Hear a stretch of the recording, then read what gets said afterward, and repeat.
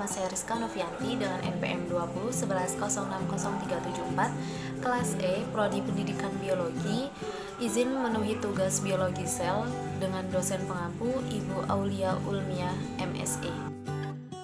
Pada kesempatan kali ini, izin mempresentasikan hasil review jurnal yang ditulis oleh WPS Prayogi dengan judul jurnal Sintesis Protein Mikroba Sapi Peranakan Ongole yang diberi pakan berserat dengan volume 03 halaman 115 sampai dengan 118 tahun 2003 dengan reviewer saya sendiri, Rizka Novianti. Pada artikel ini terdiri dari abstrak, pendahuluan, materi dan metode, hasil pengamatan, kemudian yang terakhir ada kesimpulan.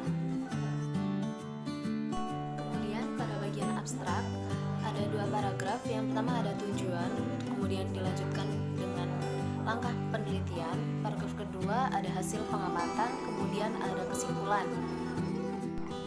Critical review pada bagian pendahuluan sudah cukup jelas dan tidak terlalu panjang sehingga memudahkan pembaca dalam jurnal ini. Ada tujuan penelitian. Tujuan penelitian ini bertujuan untuk mengetahui sintesis protein mikroba sapi peranakan ongole atau TO. Critical review pada bagian tujuan menurut saya sudah sangat bagus karena sudah menghasilkan data sesuai dengan tujuan. Selanjutnya ada metode penelitian. Penelitian ini dilakukan dengan cara melakukan penelitian di tempat guna mendapatkan hasil yang relevan. Penelitian menggunakan 6 ekor sapi PO betina guna pengukuran sintesis protein mikroba. Data sintesis protein mikroba dianalisis dengan metode rancangan acak kelompok yaitu crossover. Critical review pada metode penelitian sudah sangat bagus karena menggunakan metode rancangan acak kelompok crossover dengan 6 ekor sapi yang diberi 3 pakan yang berbeda. Selanjutnya ada langkah penelitian. Penelitian ini berlangsung dengan 3 tahap. Tahap pertama ada pakan yang diberikan berupa jerami kacang tanah. Tahap kedua berupa rumput raja dan tahap ketiga berupa hijauan jagung. Pakan didistribusikan sebanyak 3 kali sehari, kemudian urin ditampung menggunakan hardain yang dipasang pada sapi betina. Kemudian dihubungkan oleh selang dengan jaringan plastik dan diberi pengawet H2SO4 10% sebanyak 200 ml dengan pH kurang dari 3 guna untuk mencegah kerusakan pada bakteri.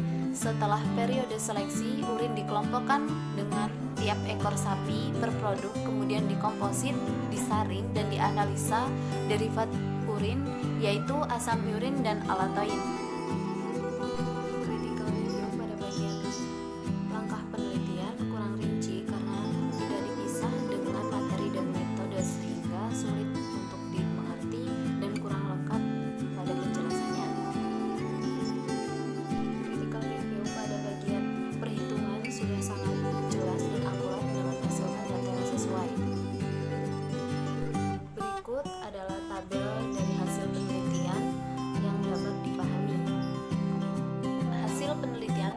Bahwa konsentrasi derivat purin dan sintesis protein mikroba dari ketiga jenis bahan yang berbeda nyata yaitu P kurang dari 0,05. Konsentrasi dan derivat purin untuk jerami kacang tanah, rumput raja, dan hijauan jagung masing-masing adalah 52,42 dibanding 4,42 dan 41,89 mol per ekor per sapi.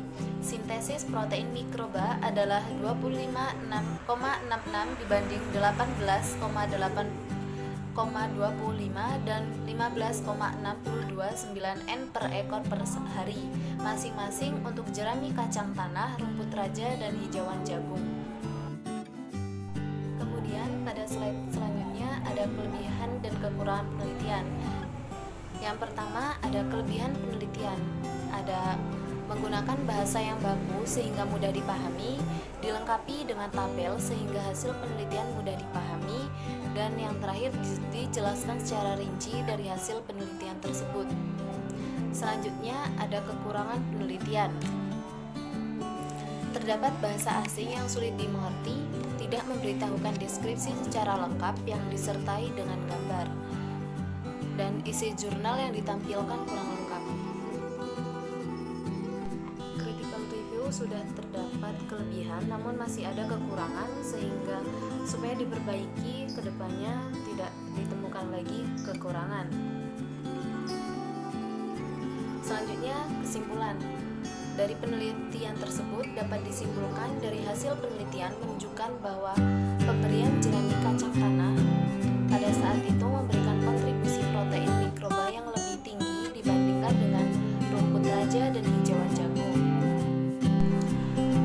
Selanjutnya ada kesimpulan, critical review-nya sudah sesuai dan dapat menghasilkan data yang sesuai dari langkah-langkah, tujuan, metode, dan lainnya.